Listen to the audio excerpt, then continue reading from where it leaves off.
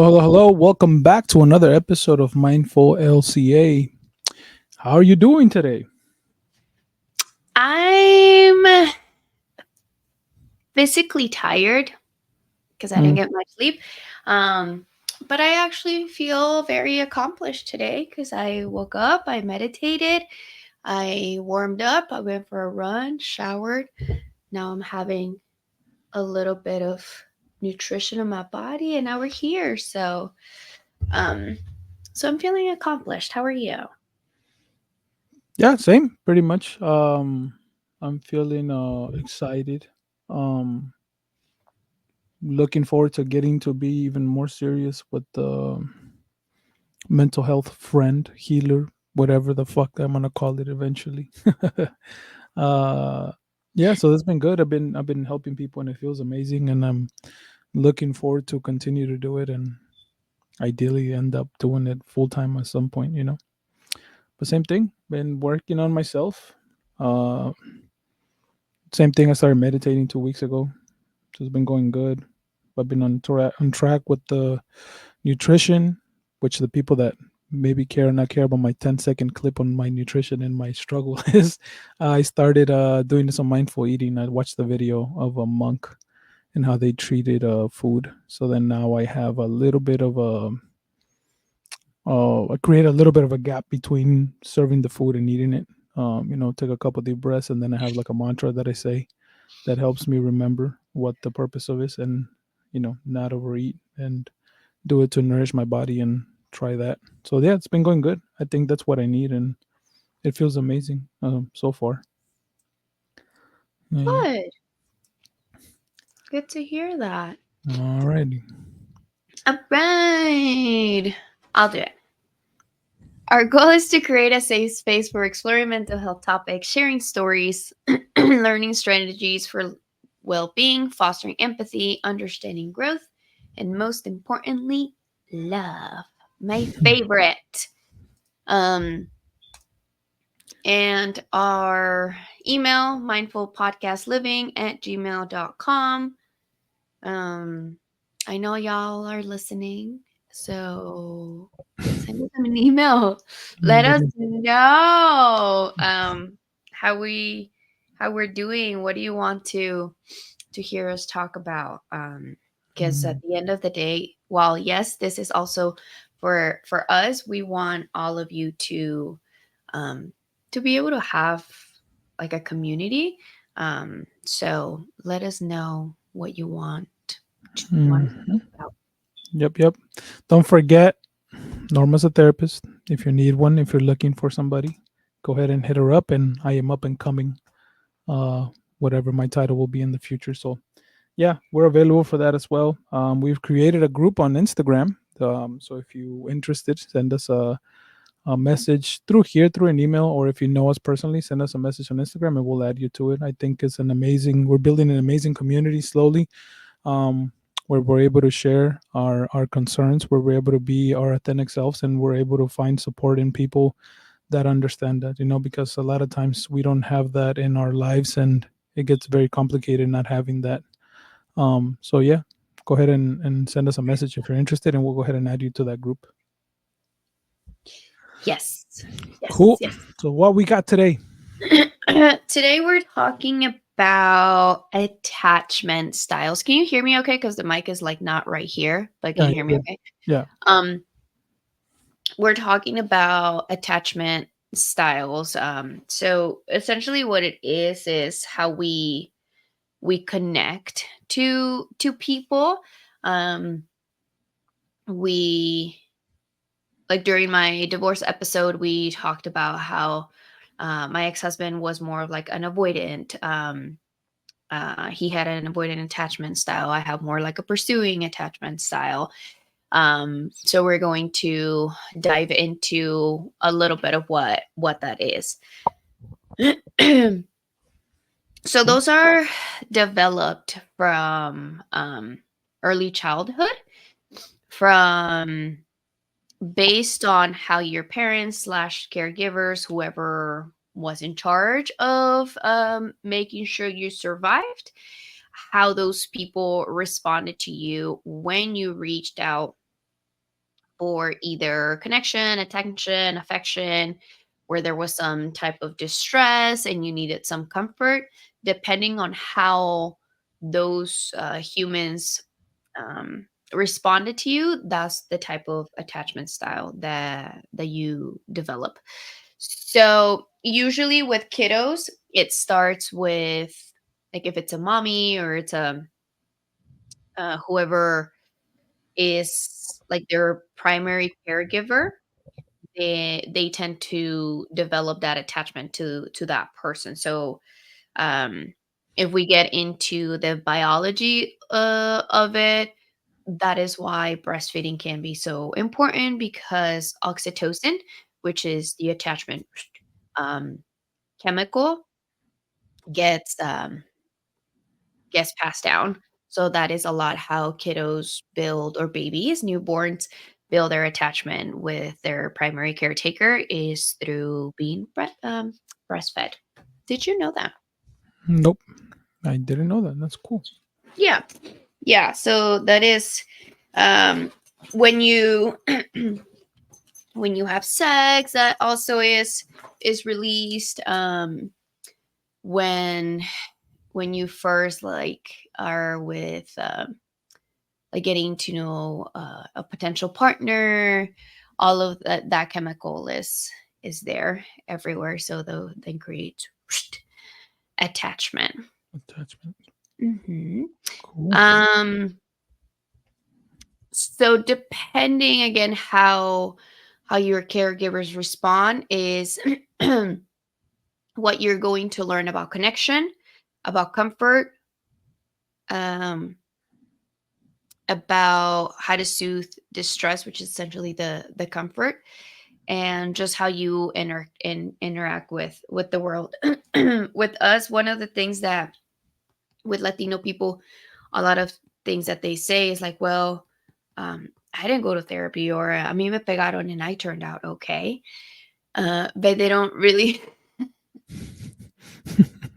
your face. I rolled my eyes or made my eyes wide. By the way, those were just listening. Oh yes. I was like, what just happened?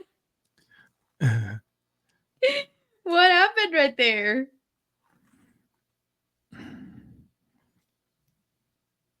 What? Oh, you're waiting for me to explain? I was reacting to you like saying that they're okay, and I'm just like, sure, if you say so.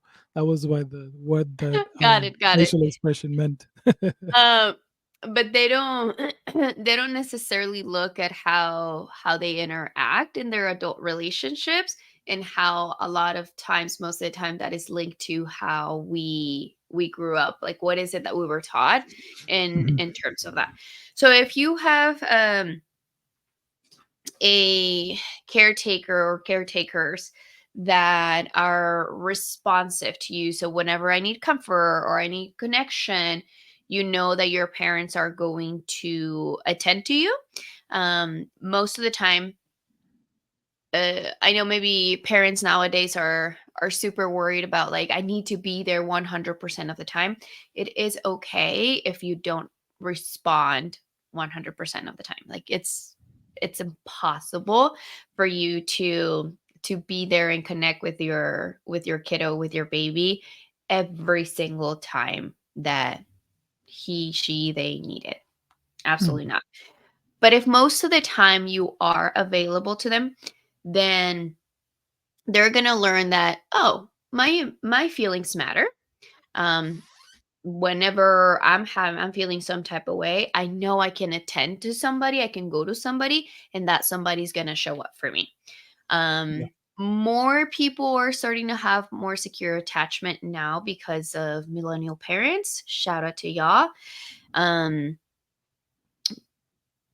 I don't know for you, but that wasn't my case. Uh, so, secure attachment is caretakers are available. People will be available whenever I need them. One side of the spectrum is the avoidant attachment. So, what they learn is whenever there is some type of distress, whenever I need connection, whenever there's like emotional turmoil, then they learn that their parents have never, or caretakers, like they're not going to come. Nobody's going to come. Nobody's going to show up. So then you're like, okay, well, there's no point of me reaching out if no one's going to answer that call. So what they learn to do is they internalize a lot of those emotions. They just like stuff it in there. Um because they kind of learn like nobody's really going to show up for me, so what's the point? I'm just not going to talk about that. You did said And avoidant, right, for that?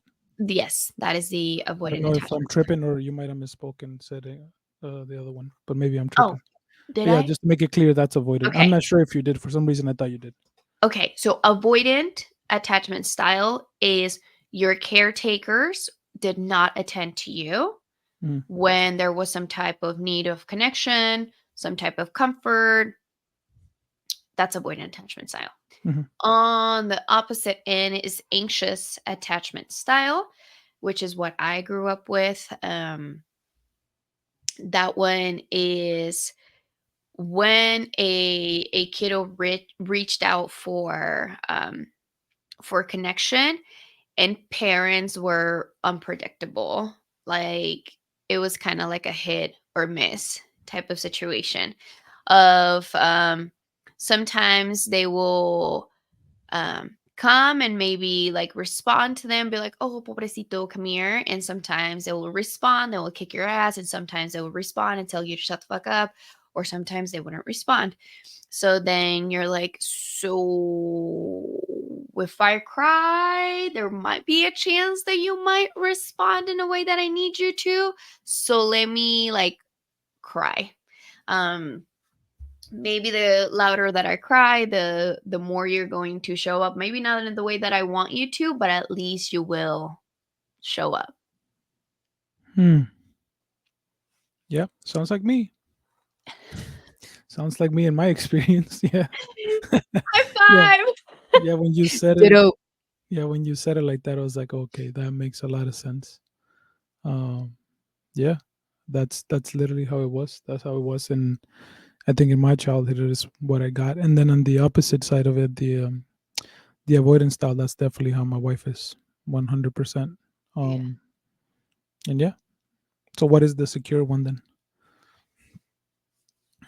I thought we said it. That was the first one when they respond to you most of the time.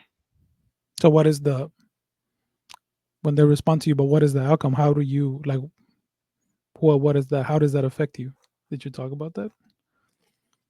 Can you So ask that question one more time? what happens when you get when you have secure attachment? Because you said Oh, when there's avoidant, you do this. When there's anxious, you tend to communicate like this. So what happens with secure attachment? so secure attachment, right? Like, um, the kid knows that if he she they cry, that somebody will attend to them. Somebody will respond to them. Will Mm, be there without rejection, without shaming, without kicking their ass. They'll know that they will receive that comfort from their caretaker. mm, okay. So then how does that am I missing something? So then how does that what kind of behavior or what kind of things do you get out of that? Am I making sense? So like, avoidant, like you tend to behave now, like you said, you keep it to yourself because you don't have that. You tend to now in the oh, okay. So how does a secure attachment person, how does that affect them How do they in act? the future? Yeah, how do they act? How do they Oh, okay, act? okay. Sorry, Yeah, yeah, yeah. I wasn't capturing your question. So, so I'll give you an example. I'm working I'm working towards having more of a secure attachment style. So, um I haven't updated you on stuff, but I kind of sort of seeing somebody, dating somebody. Hmm. Um so yesterday I saw them, and um at some point they like hugged me from the back, Hmm. and I was like little spoon. So then I felt like really, really like protected in that moment. I thought about it afterwards, but like something when they hugged me, something got stirred up for me. And then I Mhm. just like felt like tears like coming down, and I was like, holy shit. And part of me was like, no, no, no, like don't cry. They've never seen me cry. So then I'm Mhm. like, don't cry, don't cry. And then they turned me around, they saw that I was crying, and I just kind of like almost like did this type of thing, and they saw that I was crying, so they like embraced me even harder. So I was Mm. like, "Oh my god." I'm like, "Is this my body?" My natural reaction is like, "I don't know if this is safe. I don't know if this is safe." Right? Mm. So then um like they hugged me again. So then I was like, "Okay, I'm going to make a reach for connection. I don't know if they're going to respond or not." But I looked at them and I asked them and I was like, "Can you just tell me that right now it is okay for me to cry and it is okay for me to feel whatever it is that I'm feeling?"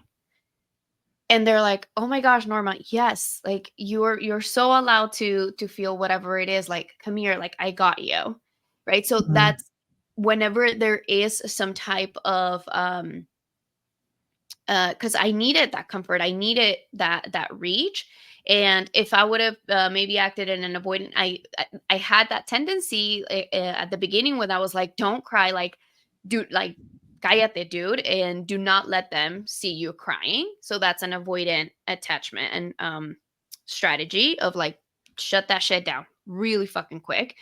Um, and maybe an anxious one would have been like, oh, sorry, like oh no, like oh, so dramatic, kind of like more of that anxiety type of thing, more in the middle of I am having a moment, I am honoring that I'm having a moment, and I am reaching to you to let me know that one, it is safe, that my feelings are okay, and that you're going to show up for me.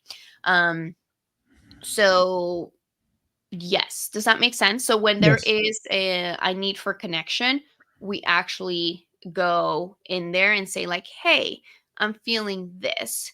Mm. Then this is what I need."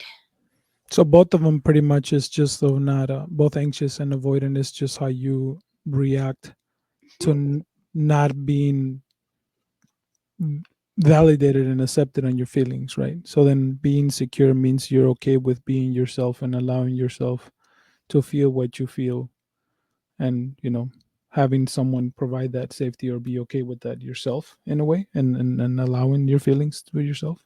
Mm-hmm. Yeah, that that makes a lot of sense. Because I'm like, I've heard these things and I know and I talk about them all the time and shit like that, but it's still, I think, is always a learning experience, and I'm still learning how to put all that together so it makes sense that then, because that's what you want at the end of the day. And like in my girls and in myself and in my wife also, we're working towards that middle to be okay with that and to be secure, to be like, oh, I'm safe. I'm secure in this relationship or that, and same thing with the girls. So that makes a lot of sense. I can definitely imagine scenarios of people that I know now how that works. How you hold back from being who you actually are because you don't know. Holy shit! So like having a lot of like light bulb moments just within the thing, I right? see your brain's Yeah, working. I see it. I'm like, okay, okay. yeah, Some yeah, something's hitting. Something's hitting. yeah. I can see that. So I can see how that now it's another layer of understanding for those people and for myself to be like, oh, this is why it's hard for you to do that because you've been missing this. They didn't provide you with that safe space. So then you don't cry when you don't need to. You don't stand up for yourself when you don't need to. Hmm. Wow, cool. Yeah, I'll because have then to they learn what's the we'll point. continue the conversation, and there's something that I'm gonna research and probably sit at and try to understand more because it makes a lot of sense. It's when I have moments like this, I often think of like untangling fucking wires in my brain and connecting them and being like, oh, this makes a lot of sense.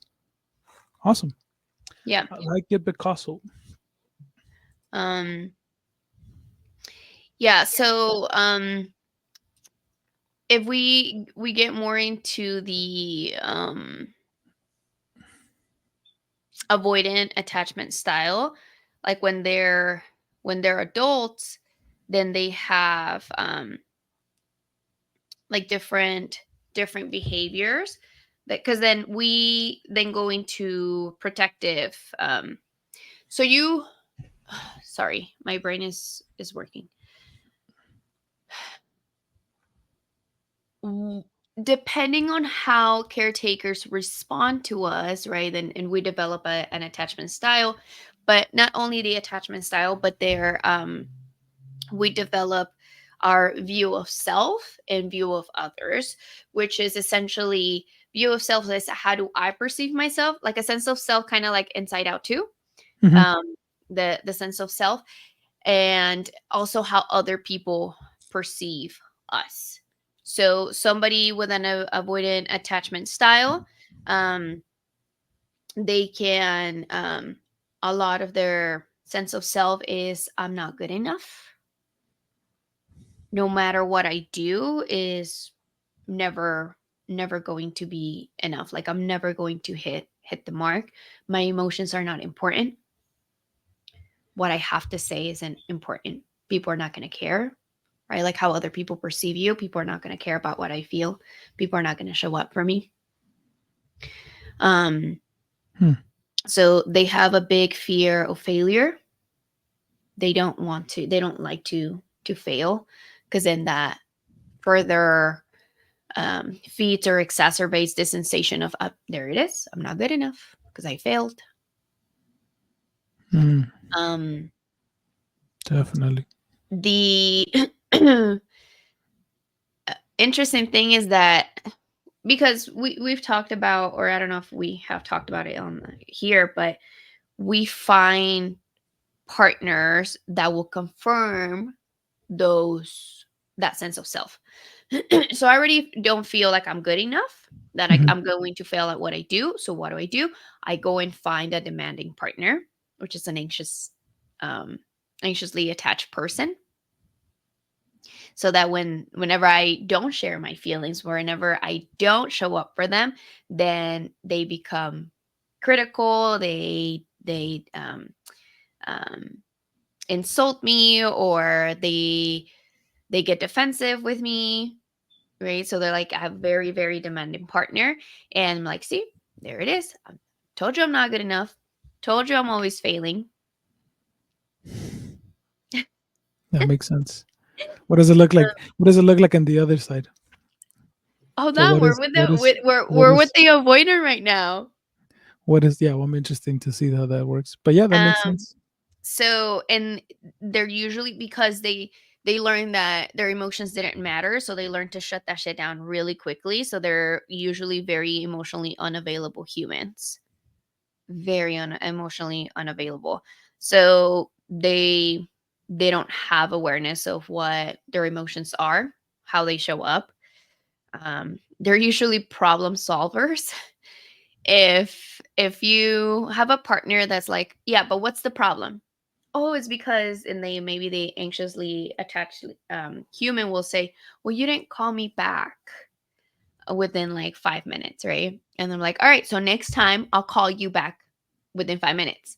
And then the anxiously attachment person is like, no, but that's not what it's about. And they're like, well, there's a problem. You're telling me I didn't call you back in 5 minutes, within 5 minutes. So next time I'm going to call you back within 5 minutes. So what's the problem, right? Like I'm solving it. So the issue should be done. But it's not, that's not what it is. It's, there's like shit underneath it of like, maybe I'm not feeling connected. But again, neither one of them necessarily know how to communicate that. Um and conflict makes them very uncomfortable, because nobody taught them how to sit with discomfort, with the uncomfortable emotions. So they try to avoid that shit as much as they can. They're like, no thank you, let's not do that. So, in order to avoid conflicts, some of the behaviors that they have, they get peace. So, this is something that my ex husband would do a lot. I'll be like, "We never dance enough. We never go out enough." And then he'll be like, "Okay, okay, we'll do that more often. We'll do that more often." Like, okay, yeah, yeah, shh, like you're good, you're good. So we're problems solved, right? So he would always say yes to me, right? So then if she's happy and if I say yes to her, she's gonna shut the fuck up. I'm just gonna appease her, la calmo un ratito, and then we're good. We don't have to fight anymore, so we can move on. So they Listen, I'm just all I'm saying is listen, please. Whoever's listening, actually listen. That's for what you comes. appeasers out there, Yeah. for you avoidantly attached humans, listen. I don't know who he's talking to, by the way, okay? But I think you I know mean, who you are. yeah, most people. I mean, we're either or, so it's a half of you out there. Another thing, because conflict is very overwhelming, and I nobody really taught me how to do it. mm, What I do is I shut down. So there's a problem that arises, and my and we're talking this in partner terms, but we have that with every relationship, that this dynamic of avoidant, pursuer, or anxious, um, shows up in every relationship. Um, so because conflict makes me uncomfortable, I tend to shut down very quickly. So I don't know if it's happened to you when maybe, because you're saying more of an anxious human when you're like, let's talk about this, right? And maybe your wife is like, okay, okay, okay, okay. And you're just like, they're fucking done. They're shut down, and they're not, no los vas a sacar de ahí, because it's like, all I want is for this to be over. I just want you to shut the fuck up. So I'm like, yeah, mm-hmm, yep, um, so that's another thing that they do. The fix it, right? The problem solving of like, okay, so I don't, again, it has to do with their body not knowing what to do when uncomfortable emotions are there. So when the partner is like, "Hey, we you didn't do the dishes." Like, "Okay, then I'll do them right now." Like, "But that's not what it's about." Right? Like, "Well, you're telling me to do dishes, so I'm going to do them." So problem solved. So they tend to tell me what's the problem so I can fix it right here, right now. So I Because can, I'm so uncomfortable with the because actual I'm very situation. uncomfortable with what's going through me. Mm. Other thing that they tend to do is they try to convince. By the way, all of this information, I mean, attachment theory, James Baldwin, and emotionally focused therapy, which is like what I'm talking about, is from Sue Johnson, who passed away last year. May her soul rest in peace. But I follow the Instagram, the secure relationship with Julie Minano. I hope I'm saying your last name right.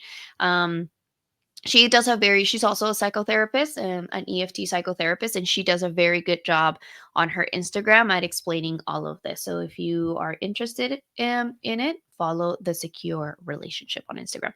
Um, so another thing that the avoidant person does is they try to convince, right? Again, because uh, they all the time see they themselves like maybe as a failure, as I'm not good enough. So how others view me is important to me. So if my how my partner perceives me, right? So then I try to convince them if they're like bashing me, because anxiously attached humans tend to be very critical. Um, No, tú. I don't know what you're talking about. No, Never not heard of me. that. Not Not me. me. Not me. Not at all. Never done that. So then if there is if you tell me something that threatens how you view me, then I'm gonna try to convince you otherwise. Um, so I'm gonna try to prove that I'm like right. So then I'm not a failure. Mm. Um, Same thing with defending. Defending myself is kind of similar, and but they also tend to snap because they stash everything in. But like they say in Spanish, tanto va a cantar al agua hasta que se quebra. Like at some point you gonna crack, right? So then you bottle shit up, and then all of a sudden, small little things, it goes, "Pah," and you're like, what? What? You're mad just because I didn't like put the toilet seat down, like that made you snap. But it's not just that, right? Like it's maybe everything that they've been carrying. Hmm. So this this is not so good, because then that leaves you disconnected from your partner. Um People with avoidant attachment styles can be very good people. Like I told you, my ex-husband's a good person. He's a good person, but he just didn't or doesn't, I don't know how to deal with uncomfortable emotions. So then that leaves the partner feeling very, very disconnected. So ways to work on that: go to therapy.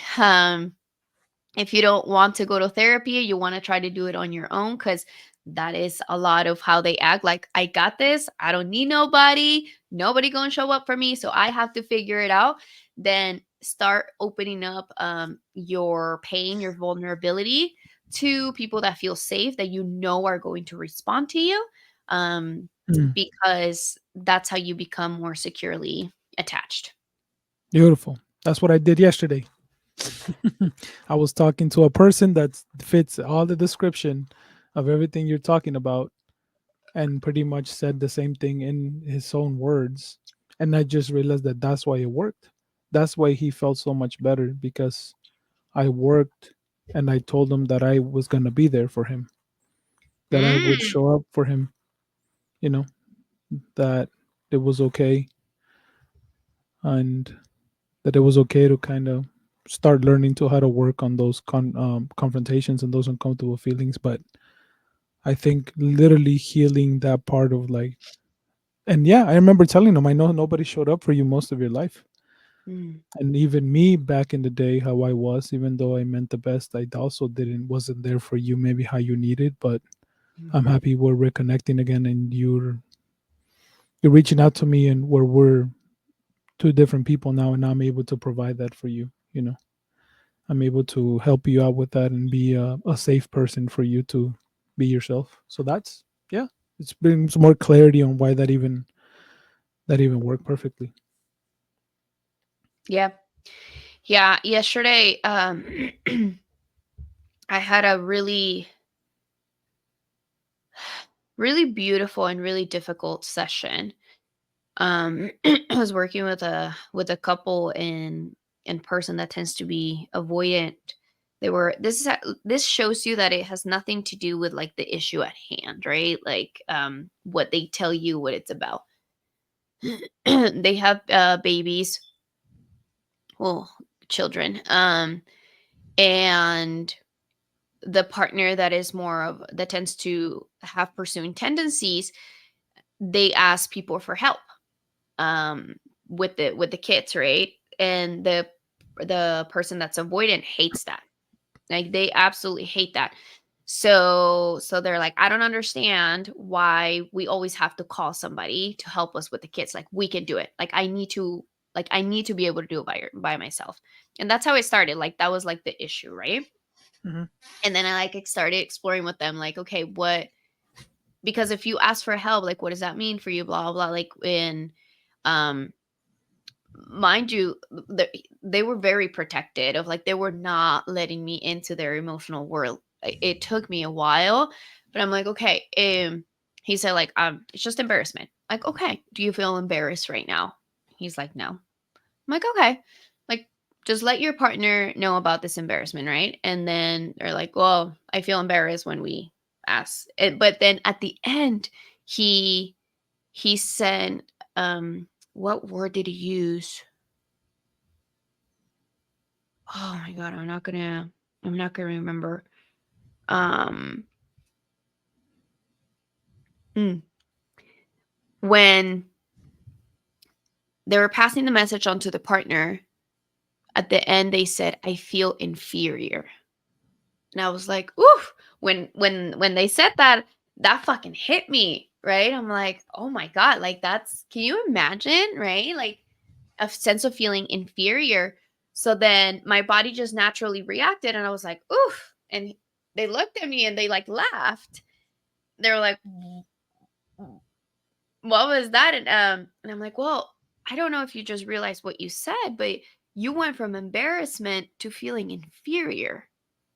That's a lot. First of all, thank you so much for sharing that, right? Like, but that's a lot. Um, and I'm like, tell me, and he tried to like justify like why he's used that word, whatever. But the more and more we got into like his inner child, right? Like it was the inner child feeling embarrassed, feeling inferior at 8 years old. And then the emotion was there, like, what does your body need? And they're like, nothing, nothing, nothing, nothing. And I'm like, "Hun, this is what you're used to. You're used to doing it by yourself. You deserve somebody to be there." Like, and very quickly, right? Like, going to their action tendencies is they were like, "Can we? I need to stop like that shutting down part." And I'm like, "Oh, I'm like, okay, I want to respect where you're at, but I'm like, this is the part where nobody has shown up for you. And if I leave you alone here, I'm going to be doing the same thing everybody else has been doing in your life. And I don't want to do that. I'm not going to leave you alone here. Not going to do that. And that's what like the session turned out. Very, very difficult, very beautiful. Because even like the 8 year old was like, this is bullshit. We got it. We got it on our own. So like so many years of protection show up, right? That it doesn't feel safe for them to do it. And at the same time, just when the emotion is activated by me letting them know, like, I'm not gonna leave you here. You deserve to have somebody, even if maybe they weren't ready to receive it, right? But just giving their brain a different message of, hey, you deserve somebody to show up for you when nobody else has.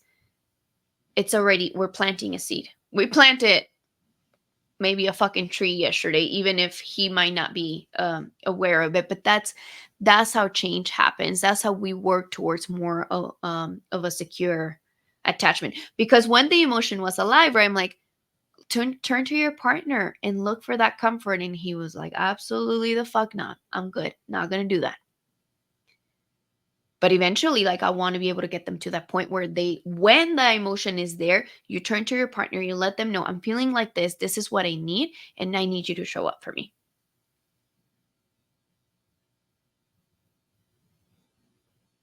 Hmm. Yeah, it makes a lot of sense with like, once again, well, obviously most, I would say, well, would you agree, or do you know what the percentage of people that are avoidant and dismissive? Is it like 50-50? Is it like close to that? Hmm.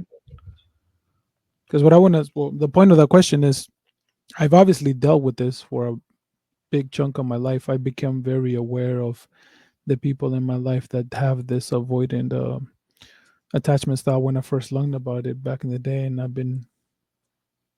been understanding of them, and I'm just now like seeing how I can once again learning more of why my anxious style doesn't fucking connect, and it does the opposite at times. So now paying attention to what you're saying, I think it'll allow me to better understand and help in the proper way when I'm trying to, or when they reach out for that help. So that makes a lot of sense.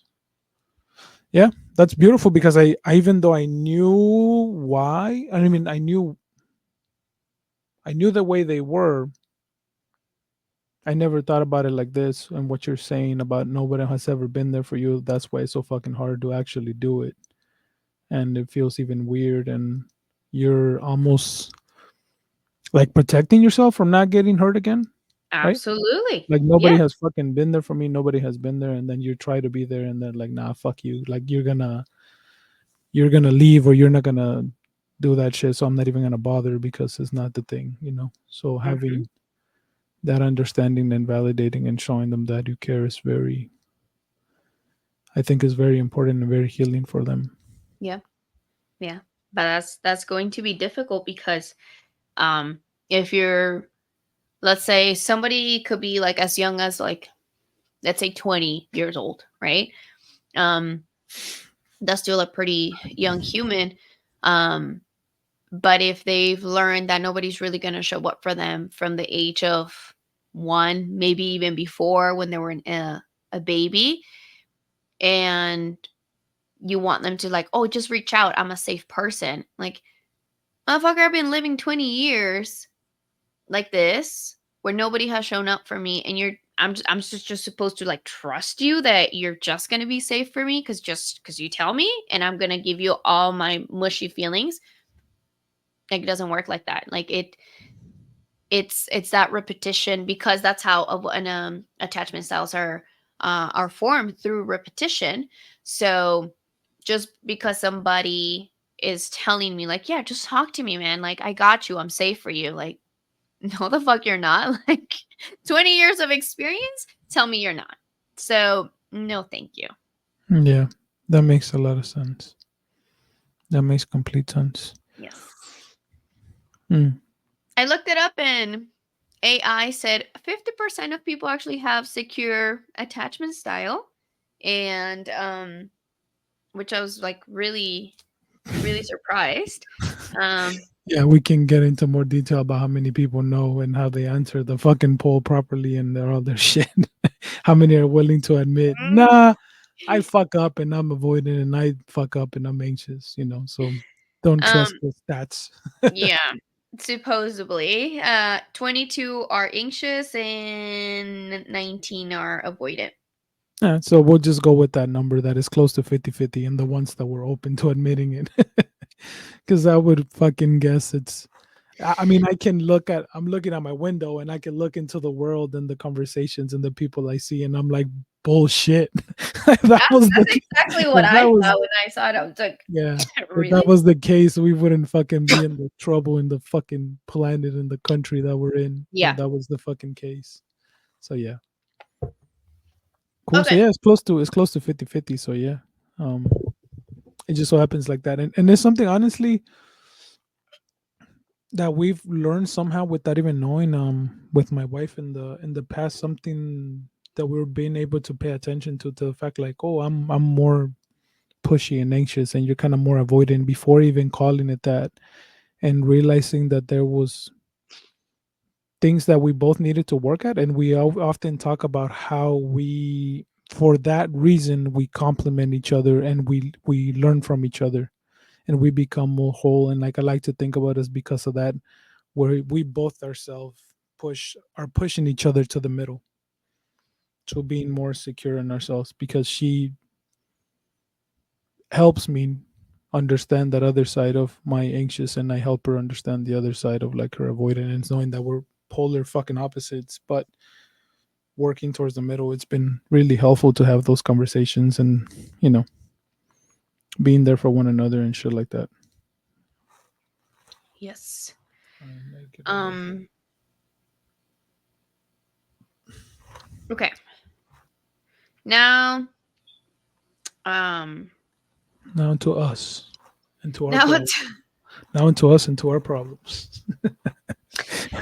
oh, Jet. What? Can we just talk about the other ones? I don't want to talk about me. I'm gonna talk about Um myself and my issues. so on the other end of the spectrum is the anxiously attached humans. Hello. Hi, my name is Norma and I'm an anxiously attached human. I'm gonna Uh attach AAA, yeah. anxiously attached, anonymous. Anxiously attached anonymous.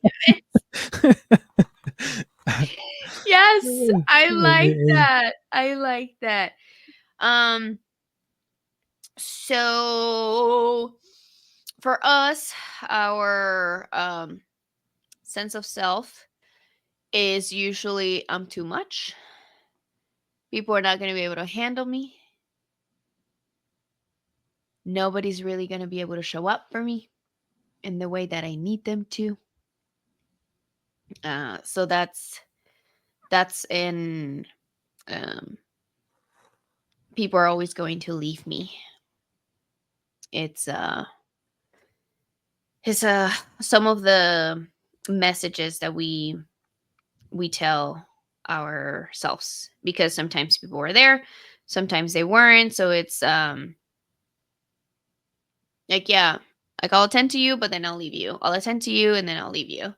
Um so then we learn that people are not going to be able to show up for us in the way that we need them to. So at some point they're gonna leave anyway.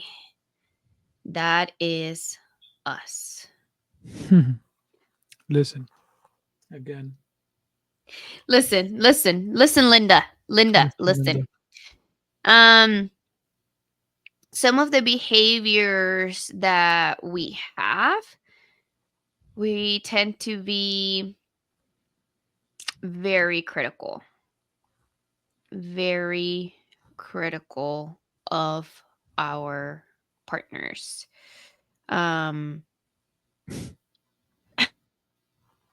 I just keep thinking of myself and a bunch of other people that I know. That's why I keep on laughing. It's like, yes, yes, I check the list. You check the list. Listen again. Pay attention. We don't go to church, but we're in church right now. we're in Listen. church. Let's preach. So we tend to blame. We tend to Hmm. blame a lot Yes, ma'am. because we grew up in a shaming environment. So it's like, Hmm. nunca te callas. Ya me tienes harta. Shut the fuck up. Stop crying. Right. So we grew up in a very shaming, blaming environment. So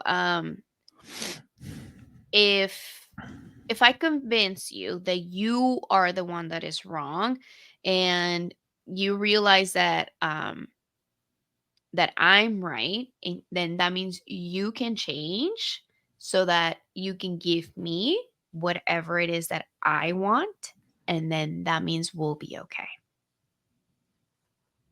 Casi nada. We tend to protest.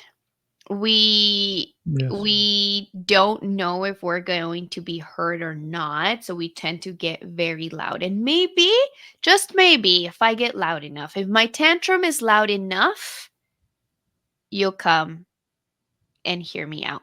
You'll probably kick my ass. You'll probably spank the shit out of me and be like, que ya te calles, te dije que ah. But at least you came. And at least you touched me, even if it was to kick my ass. Now I'm talking as a little self. So we protest with, even in our adult relationships, we tend to get bigger and bigger and bigger and bigger because we want to be heard. We tend to demand because we ourselves don't feel like we can truly be loved and that we won't be abandoned. So the way I need you to reassure me is I will demand that you do things so that you can prove to me that you do indeed love me and you're not going to go away. But it doesn't matter what you do because I'm still going to demand for more. Hmm. Hence, we tend to raise the bar, right? Like, if we just go dancing once a month, okay. Yeah, but dancing once a month's not enough. I need to dance more. Let's go dancing every 2 weeks. Okay. But I want to dance more. Let's dance like once a week. And we keep doing that, right? Because again, it's we're constantly testing people to make sure that they're not going to leave us. Um, so we do that.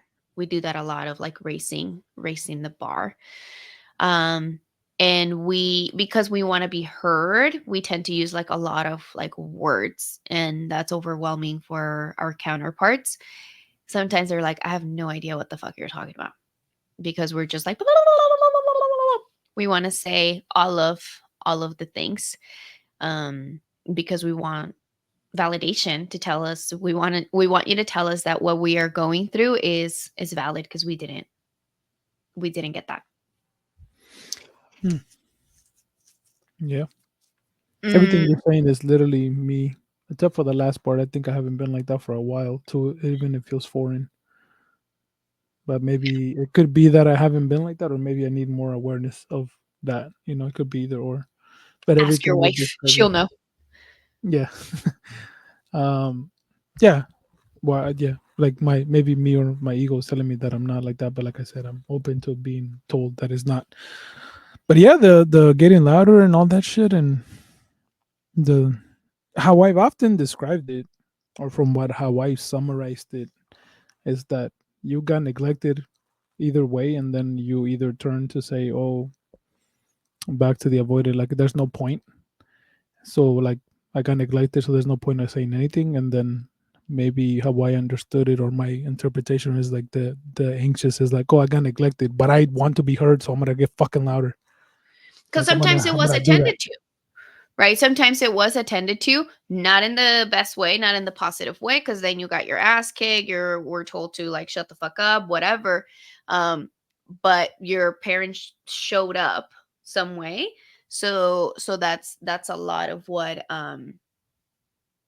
like how anxious attachment gets built, because like, okay, I know you're gonna argue with me at some point.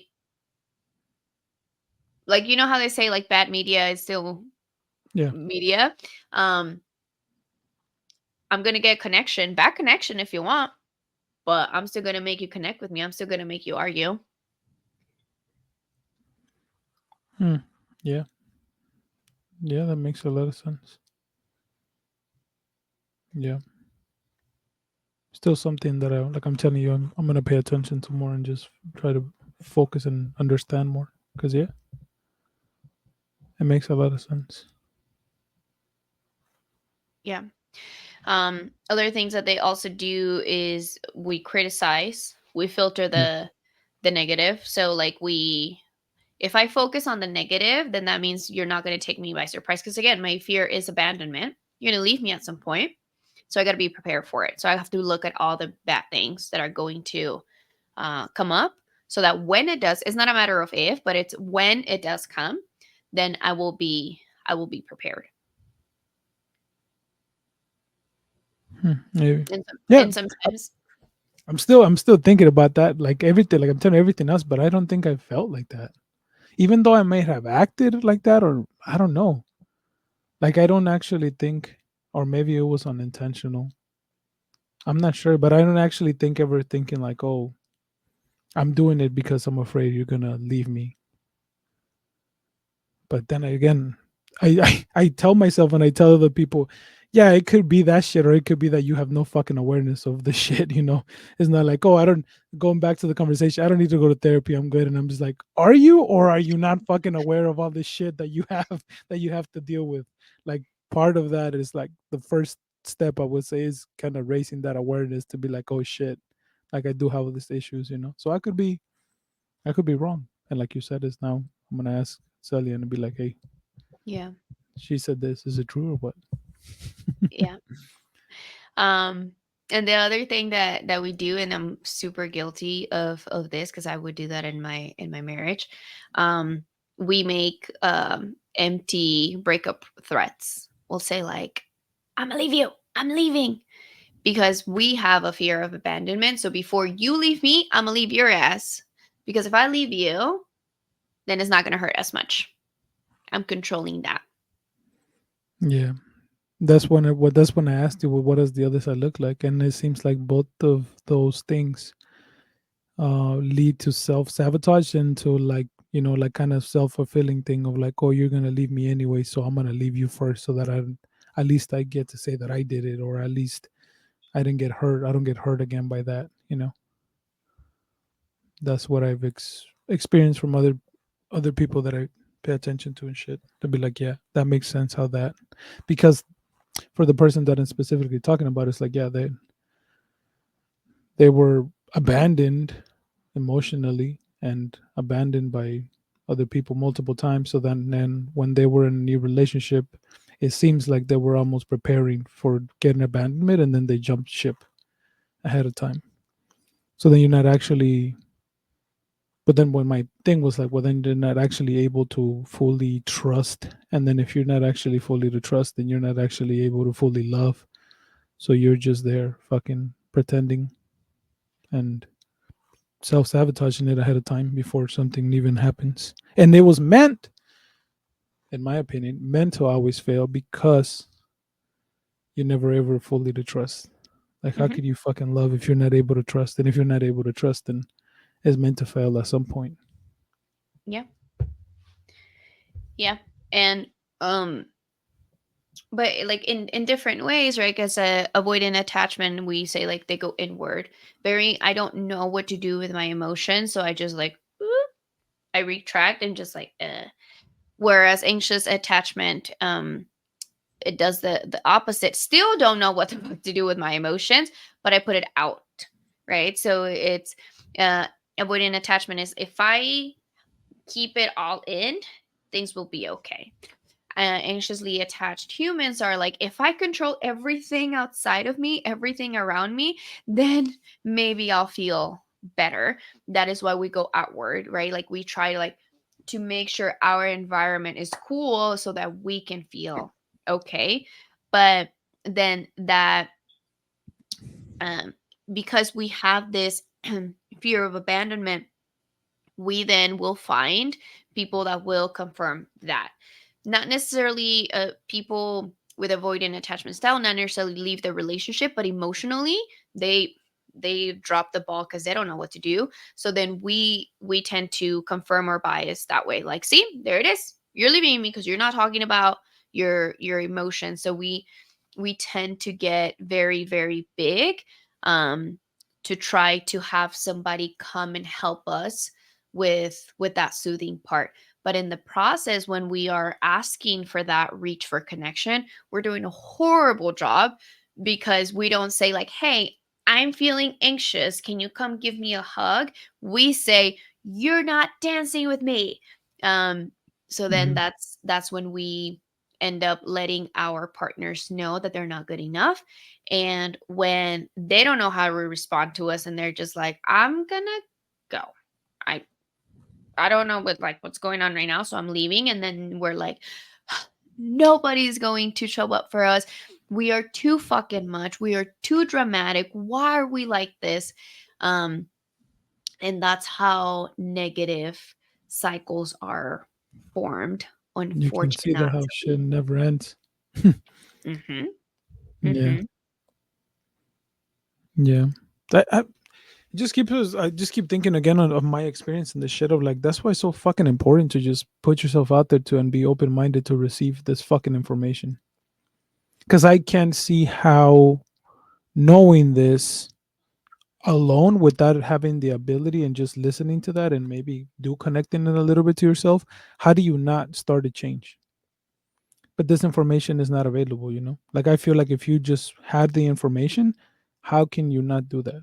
Because I often talk about how I before I got we got married, we went to a priest because we got married through the church, and he just they like not even the priest, but like they sent us to like marriage classes before getting married or some shit, where we went 2 or 3 times with another couple, and what they did was something similar to this, that they just opened our awareness to like, oh, you're the oldest, or the order that you were born affects how you communicate and how you see the world and how you think about shit. So then we looked at it and I was like, oh, and then we did like a little personality, I think, or whatever fucking test that tells you the type of shit. So then we're like, oh, so that those 2 fucking hours that we spend with that couple made a world of a difference on just going into the awareness of understanding that. Like the little bit of information that we received, we you can tell or I can say has been part of the foundation of where we're at today and having that awareness to be like, oh, there is something else to the way that I am, and there is other factors and other things that play into it.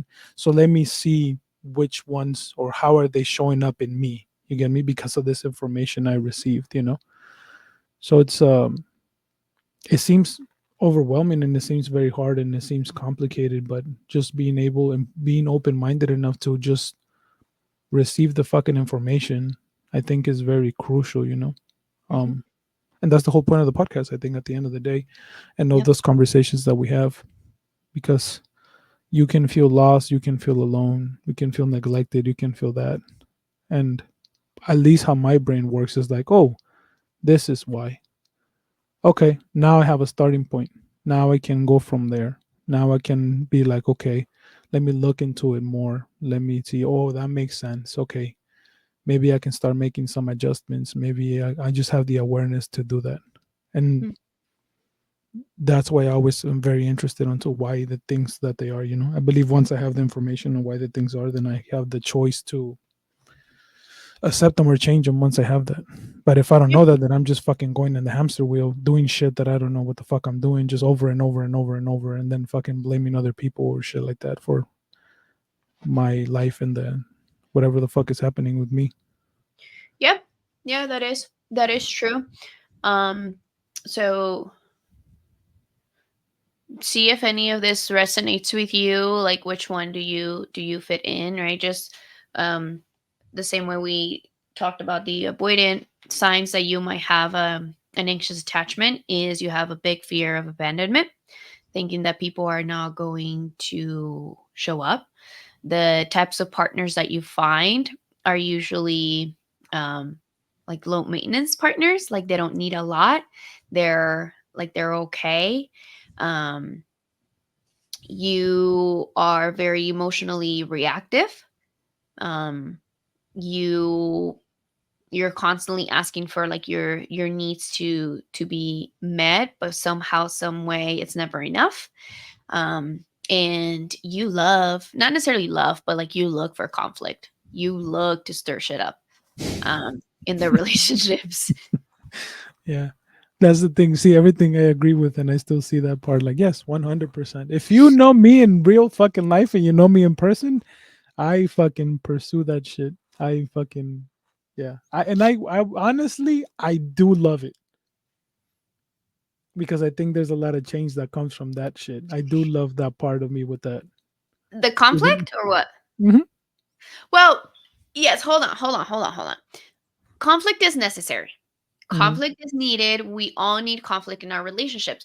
So but how you fight is also important, right? Because yes. when we look for conflict as anxiously attached humans, we tend to be like letting the other person know how they're fucking up. That's where our conflict looks like. Of like, well, it's because you're not doing this, because you didn't do the dishes, and then you blah blah blah, and you never do this. We tend to use words such as always and never. Uh-huh. You never do this. You always do that, but we're putting everything on the other person, and we're hmm not looking inward and to be like, hey, take that fucking accountability. What is it that you are needing?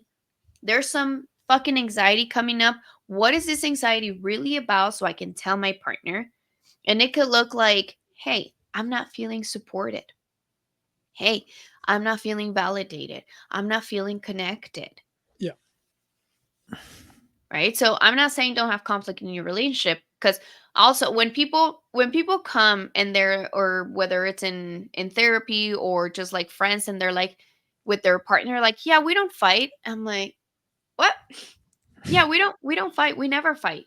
We never have conflict. I'm like, that's a major motherfucking red flag. So if you are in a relationship where you're not fighting, where there is no conflict, I beg you to look inward and see what's going on, because conflict is necessary, whether it's internally as a person, in relationships, in order for you to grow and evolve. hmm Yeah. 100%. And that's why I pursue that shit. But yeah, you're 100% right of that. Of like, it used to be that up to some time, a little bit ago, maybe a year or two at most, where I was very direct about it and saying, paying attention to you, and shit, you know, and then learning how that was affecting people, and what was I not taking into consideration. So now, because of conversations like this and other ones in the past, I'm like, okay, fucking relax. This is why, you know, if they're avoidant, this is why they don't share their feelings, this is why they're not doing that. Okay, so how can I then tell you and still have to have that fucking conflict, or at least I'm gonna say I disagree with what the fuck you're doing, but in a more calm, in a more, it comes from caring and loving for you and wanting you to be okay, that I'm bringing these concerns about your behavior, instead of maybe being so direct and be like, well, you were fucking this, and not like you said, you're always or you're never, and you're doing all that shit, you know? So having more awareness of that, and then also that, you know, it makes a lot of sense. Yeah. I mean, cause like I said, conflict, if done in a healthy way, is good. Like I'll give you an example. The other day, my sister and I are training for a full marathon this year. So we made plans to run together. I need to look into what it means for me, but I hate when like being on time is important to me, Mm-hmm. and she's never on time. Motherfucker's always late, and that triggers the shit out of me. So I had just woken up, and then she wasn't here when she was supposed to be here, and I'm like, oh my god. So I was already like cranky, right? And and she was like talking to my grandma and my mom, blah blah. The way I responded initially was like not okay, because then I was like, let's go, bitch. Like I was like annoyed already, right? So she heard my tone, so she also got triggered. So then when we left the house, because the way she walked out, just she's the avoidant in the relationship, the pursuer. She walked out of the house, slammed the door, and I'm like, she's mad. Like, and so am I. So I was like, cool. So, but I already had become aware of that, right? So Mm-hmm. then I'm testing the waters, and I'm like, hey, we were supposed to do a little intervals, and we're also supposed to do 4 miles. So I was like, what do you want to do first? And she's like, it's up to you. And I'm like, okay. I'm like, I'm gonna try it one more time, see if like again, reaching for that connection, right? And I was like, well, um, we can do both. I just want to know which one you want to do first. Oh, because she said like you can choose. And I'm like, well, we don't need to choose. Like we can do both. I just need want to know which one you want to do first. And she's like, well, you're the one that has to be back home on time, so I don't know. You make that choice. But she was like being like, right? So then I stopped and I was like, are we butting heads right now? And she's like, maybe. And I was like, okay, cool. I'm like, what is it that bothered you? What triggered you? And she was like, well, um, that I know that you like you're tell like the whole thing with time, because she knows that I hate it when people are late. Um, she's like, and you're the one that has to be back at the house. So like that's why I'm telling you. And I'm like, okay. And I was like, look, I know. I still have a thing with time and I'm working on it. And right now we have time to do both. The only thing is I need to be back at home by 10.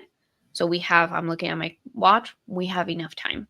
So is it okay if we start with the 4 miles and then we do the little intervals later? She was like, yeah, that works. I'm like, okay, you're ready to run? Ready. Cool. And we just fucking ran. That was it. That was the end of our conflict. Conversation lasted however long it took me to tell you the story. Um, and later, like as I'm in my run, and we're like having conversation, like like there's no tension, there's like nothing, like shit was squashed right there and then. Well, later through our run, I'm like, I put my hand out, and I'm like, good shit on conflict resolution, sister. And she like gave me a high five. She's like, you're right. She's like, I don't know many people that are able to do that. And I'm like, you're absolutely fucking right. Not many people can do that, right? So it is that was conflict.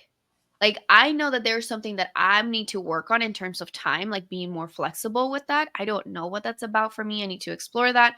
um but her also being accountable for like being late. Like there are times where she is late, right? So um and that it's conflict, but it was good conflict because we used that as a learning experience, both for her, for me. um and that even made us closer because they're like, oh shit, my sister and I can actually sit with uncomfortable shit and talk about it. And that just shows like the growth that her and I have been able to have, Yeah. and that's fucking dope. Yeah. Yeah, that's something that we in German have done in the past too. But obviously, we're both anxious, so you can see how that goes. uh, and yeah, it's gotten a lot better. But we have acknowledged that, like the last time that it got kind of bad, like we were both upset and we were hurt and shit. And then it was like I was like, oh, same shit. I was running. I was like, I'm just gonna fucking go for a run, and I just went for a run, and I just there, and then I was not answering the phone and saying like I'm fucking running, and it was raining, and it was a beautiful run. Um, and then I was like, you know what? I'm just being an idiot by not answering. Let me fucking answer. He's reaching out. So then that, and then we resolved it, and then we actually had that realization too.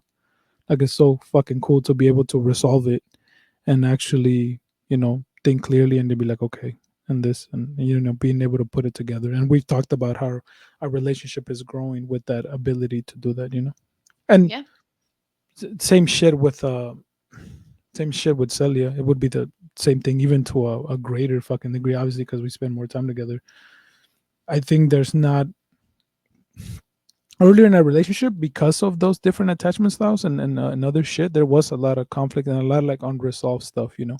I feel like now something comes up, we both understand each other and we're able to address it, and then it's like done. Like there's no hard feeling, there's no lingering shit on anything. It's just we're in a fucking cool thing, and anything that comes up, we usually able to talk about it. And if it's complicated and maybe we don't have time because of the girls to have an in-depth conversation or something, then eventually when we do have the time or after a couple conversations, we resolve it and it's done. It's not like before where I felt like we didn't understand that aspect of it, and I would get upset at the fact that you're not telling me how you feel, and she's just obviously shutting down because I'm too fucking loud and all that shit. So you can see how that was affecting us a lot back then. And it definitely made things a lot harder not understanding this thing to the level that we understand it now. Yeah. It Yeah. definitely made a big Absolutely. difference. Good. Good. Good. Yeah. So that's all I got for attachment styles for now. Yeah, that was awesome.